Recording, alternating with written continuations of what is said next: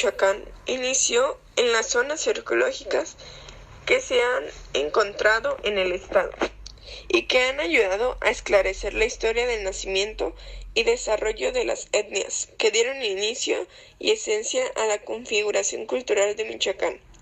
Datan del periodo formativo o preclásico que abarca de 1500 a.C. a 200 a.C., el clásico de 200 a.C. a 800 y el posclásico de 800 a 1000, entre cuyos lugares destacan el Opeño, el Curutarán, La Villita, Tepaltepec, Apatzingán, Sinapecuaro, Cualcomán, San Felipe de los Alzati, Tinsunzán, Tingambato, Pátzcuaro, Zacapú, Uruapan, Tizio, etc. El territorio michoacano estuvo habitado por los tarascos o purépechas, que se desarrollaron como una cultura dominante e impusieron su hegemonía económica, religiosa, militar y cultural a las demás etnias que también habitaban la región, como los nahuas, otomís, matlacincas, opirindas y tecos. En la región se hablaba, además del idioma tarasco o purépecha, las lenguas cuacomeca, silotlancinca, colimote, pirinda, mazahua, sayulteco, náhuatl y teca. En la actualidad, los pobladores nativos de estas tierras se dan el mismo nombre que a su lengua, purépecha, aunque también se les conoce como tarascos. Hablemos un poco sobre los purépechas. Ellos llegaron desde el norte a las tierras michoacanas durante diferentes migraciones a partir del siglo IX, sobre todo con la llegada del caudillo chichimeca Ireta Ticamete al poblado de Naraxán. Dominaron a los anteriores ocupantes, pero no fueron los únicos. También llegaron pueblos de origen y habla náhuatl, emparentados con los mexica o aztecas, entre los que existió una fuerte enemistad. En el siglo IX, el señor de innumerables pueblos sometió a los distintos grupos en el que el dios Curicauri logró consolidar la situación política, social y religiosa del imperio.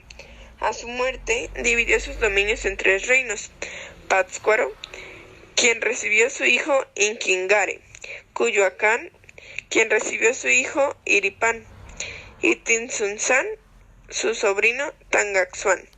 Cuando los aztecas intentaron invadir Michoacán, los 3 reinos se aliaron para defenderse bajo el mando del señor Tinsunzán, que era el hijo de Tangaxuán I. A la llegada de los españoles a Tenochtitlan, era Irecha Zuanga, hijo de Tixtupandacuare, a quien sucedió su hijo Tangaxuán Titzincha, último canzoncí de los purépechas. También en Michoacán se habla mucho sobre la colonia española. Cristóbal de Olid fue el primer español en llegar a Michoacán.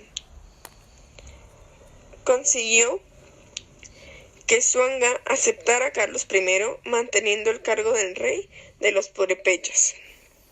Enterado, Carlos I comisionó al abogado y humanista Vasco de Quiroga como miembro de la segunda audiencia, quien juntó con los misioneros franciscanos y agustinos, y así lograr calmar la situación en el año 1538.